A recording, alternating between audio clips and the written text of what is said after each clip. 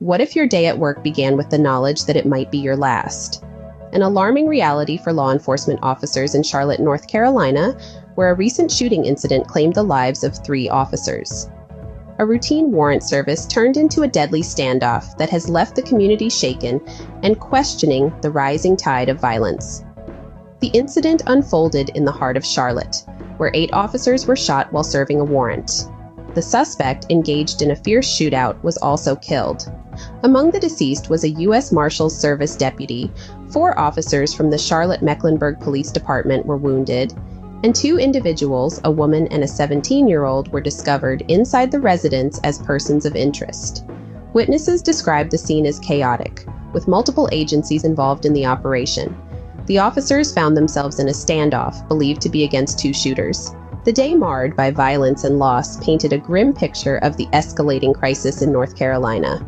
Looking back, we observe a string of shootings that have plagued the state, among them the fatal shooting of Andrew Brown Jr. by sheriff's deputies, which sparked protests and calls for transparency. The incident highlighted the growing tension between law enforcement and the community, a tension that seems to be reaching a breaking point. In another instance, the popular Northlake Mall in Charlotte witnessed 3 shootings within 75 days, leading to the permanent closure of an Apple store. The economic implications of such closures are significant, with the potential to exacerbate the financial struggles of the area. And then, the senseless and horrific shooting in Raleigh, where 5 people, including a police officer, were killed. A juvenile suspect was arrested, marking the 25th mass shooting in 2022 where 4 or more people were fatally shot. In summary, the recent shooting in Charlotte is part of a larger, disturbing trend of violence in North Carolina. The loss of law enforcement officers in the line of duty, the closure of businesses due to safety concerns, and the growing number of mass shootings underline the urgent need for actionable solutions.